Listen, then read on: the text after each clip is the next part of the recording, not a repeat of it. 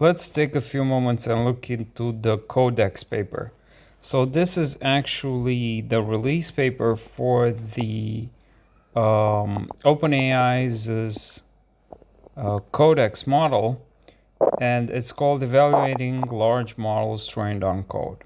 Now, I don't want to spend too much time on the paper, just mention a few of the highlights that seemed very important to me. And I realized that I was doing quite a few things wrong while playing with Codex, which is why yesterday I took the time. I mean, last night I actually took a lot of time to digest this paper and understand how it actually enabled Codex. So without further ado, we can see that they say they introduce Codex GPT language fine-tuned on publicly available code from GitHub and study its Python writing capabilities. Now, I'm only going to look into the highlights. So actually, let me try and explain here. Just a second, so you can see better. Now, this in white is actually a prompt, and what you have here is the completion. So this is sort of like part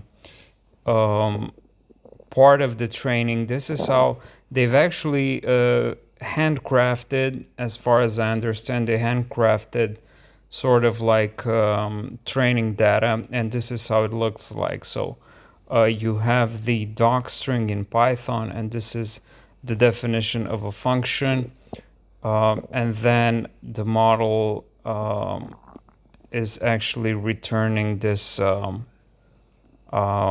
this completion. Now, if we look here, as you can see, the prompt provided. So the prompt provided to the model is shown with a white background, and a successful model generated completion is shown in a yellow background, as you can see here. Define the cyclic. Though not a guarantee for problem novelty, all problems were handwritten and not programmatically copied from existing sources. Random problems and samples can be found in Appendix B. So this is a 35-page paper, which I highly recommend you check it out and read it if you want to understand how Codex works. And even though I still think that Codex is amazing, I wonder what next models are going to be like when it comes to code generation. Now, moving on, code fine-tuning. So let's look here into the data collection. Our training data set was collected in May 2020 from 54 million public software repositories hosted on GitHub, containing 179 gigs of unique Python files under 1 mega. They filtered out files which were likely auto-generated, and they had an average line greater than 100, had a maximum line length greater than 1000, so these were actually filtered out, or contained a small percentage of alphanumeric characters. After filtering, our final data set total 159 gigabytes. Now, what I want to say here, what I want to mention here, is that the memory for Codex, so the context window or the memory for Codex is actually 14 kilobytes. So what this means, as far as my testing goes, this is actually 14,000 bytes. And this could be, for example, I mean, more like 14,000 bytes, because it's more than that. This would actually be, if you have the average Python file, for example, I looked and I've seen that a program that Codex was able to write for me was 140 lines, and this actually had 3.7 kilobytes. Now, this would actually mean that a 14 kilobytes program could roughly do 4 times as this, which is about 560 lines of code, more or less. And that is a lot of room to play with when it comes to code generation. All right, now methods. Since Codex is evaluated on natural language prompts, we hypothesized that it would be beneficial to fine-tune from GPT-3, which is what they did. Now, they trained Codex using the same learning rate corresponding to a GPT model with 175 linear warm-up and cosine learning rate decay. They trained it for 100 billion tokens using Atom with beta 1 and beta 2.9.95, E 10 to the minus 8, and a weight decay coefficient of 0.1. So they also based their code Lexer on the GPT-3 text tokenizer. Now, more data on the training here, which I did not insist on, unless you're actually working in the field and you're interested in replicating or actually building on top of what they did. However, here is something that you might look into. So they've actually created this human eval. Let me see if there's somewhere where they actually discuss about human eval. Should be here somewhere. In the evaluation.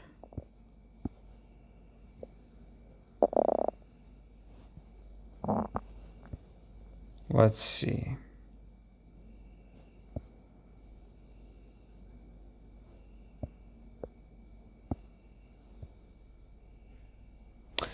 So, anyways, Codex, GPT-Neo, and Tab 9 evaluations for human eval.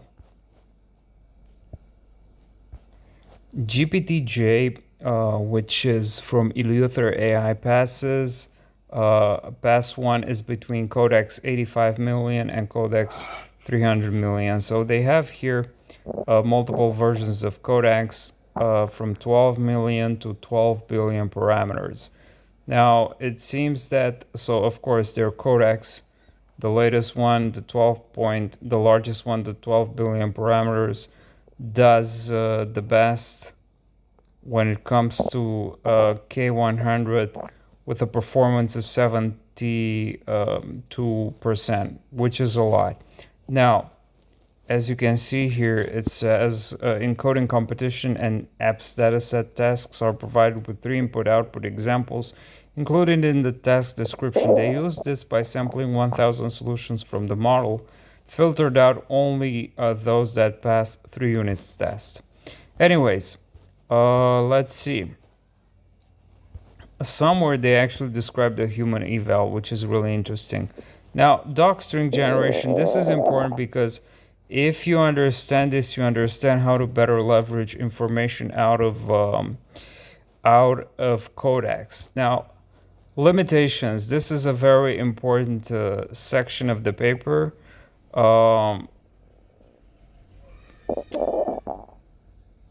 Still, it's not here. It's probably earlier where they discuss the evaluation framework. So yeah, as I said, next we describe the dataset of handwritten problems called human eval, which we created in order to benchmark our models. Finally, we discussed the sandbox environment we used to safely execute model-generated code. Let's see, do they go in higher explanation on the human eval?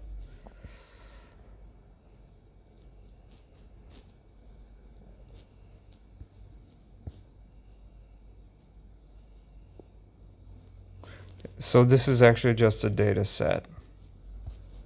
Anyways, yeah, it's here.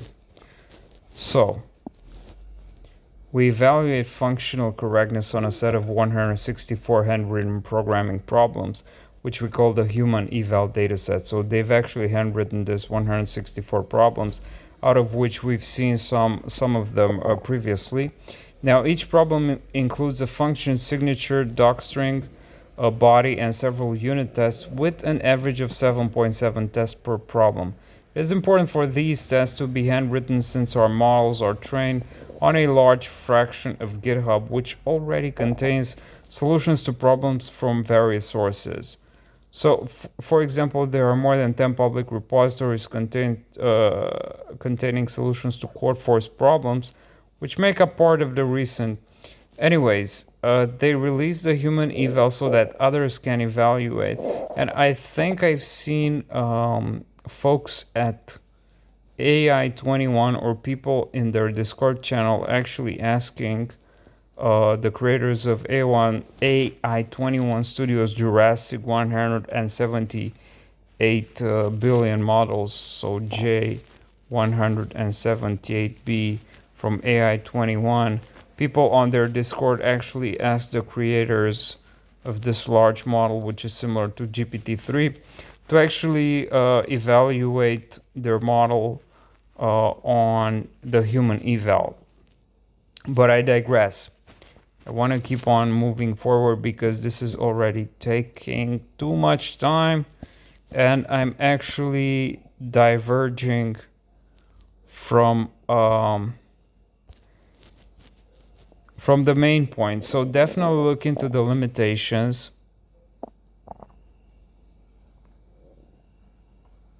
Broader impacts and hazard analysis.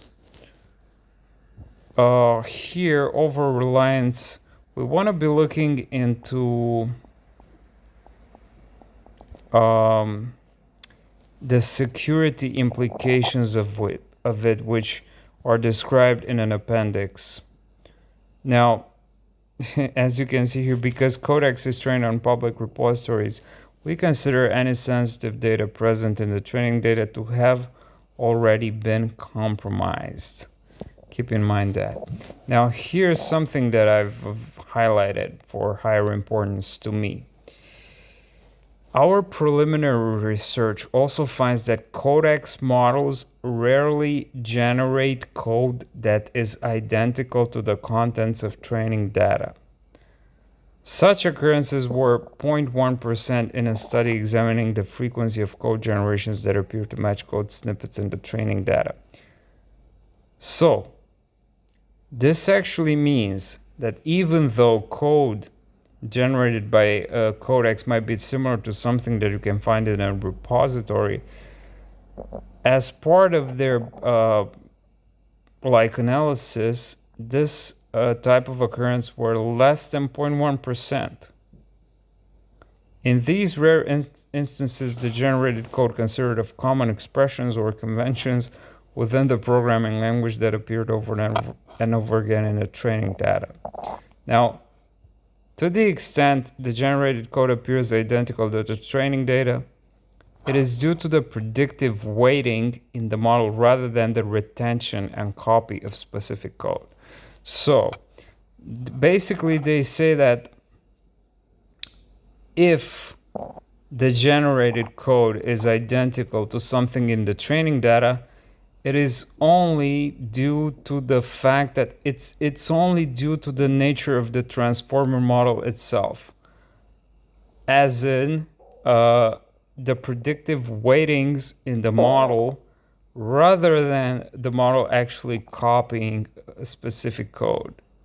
So, I mean, if you understand transformer models, you probably understand that that's how they work. They actually predict what's next. Simply put. Now, generated code is also responsive and customized to the user input, and the user retains complete control over editing and acceptance of the generated code. Okay. All right. Now, in the appendix, of course, we have a few examples here. Random problems and solutions from Codex 12 billion. These are 8 random problems from the human eval with 8 random sample per problems generated from Codex 12 billion at temperature 0.8. So it's interesting to take note of the temperature. Now, if you're reading the paper, also look into the Appendix C.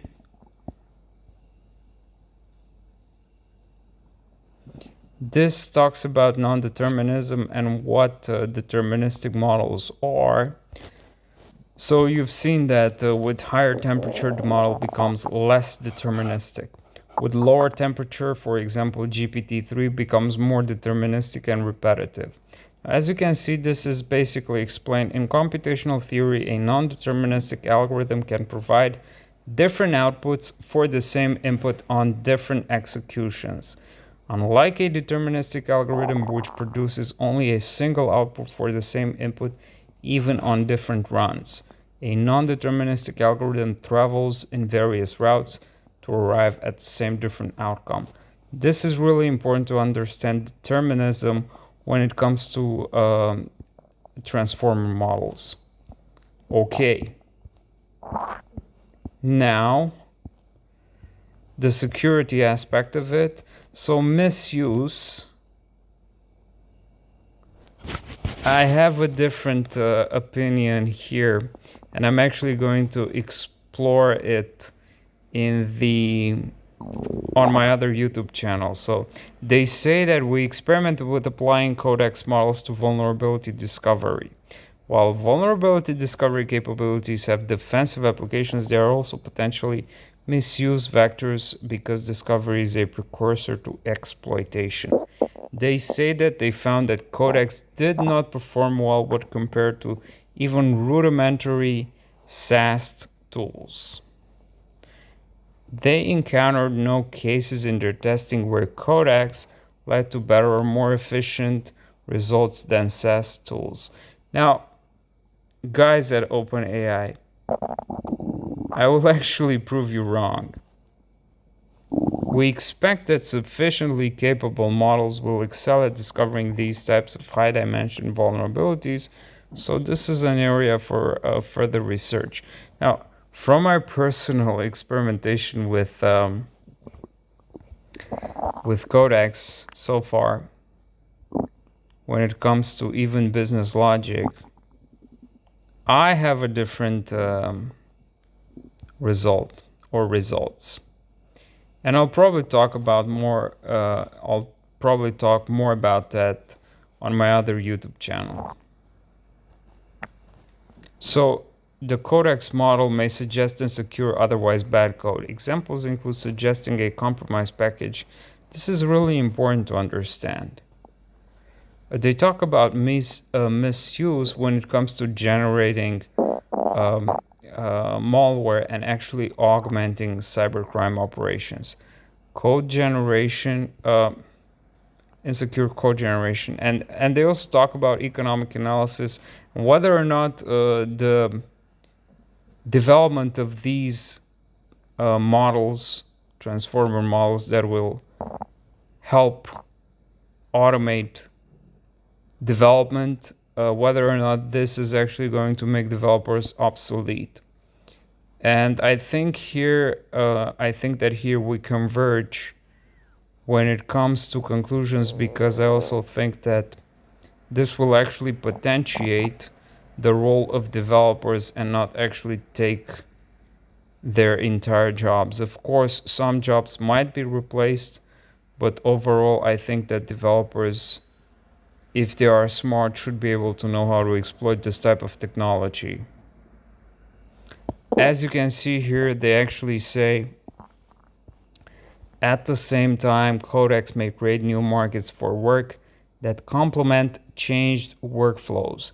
After the release of GPT-3, a few companies began to include working with GPT-3 and writing prompts in job listings. So this is actually prompt engineering. And research shows that so-called prompt engineering can enable stronger results from AI systems. Of course, so if you know how to better engineer the prompt for GPT-3, you can better leverage results from it. Similarly, it is possible that models like Codex will lead to the emergence of new kinds of work for engineers who are skilled in working for such tools. So, of course, as someone, if you're someone who's actually in the field, this is an opportunity. So look into prompt engineering, look into debugging AI models. This is future work. All right, so let's see. Impact on non-engineers. Yes, I guess future directions. Yeah, this is a very large paper, and I've only scratched the surface of looking into it in 20 minutes here. But I highly recommend someone, anyone actually interested in Codex and in understanding how it works, to actually look and read the paper thoroughly. Because if you do so, you will be better able to actually prompt it appropriately so that you can get code completions of your most desire. All right.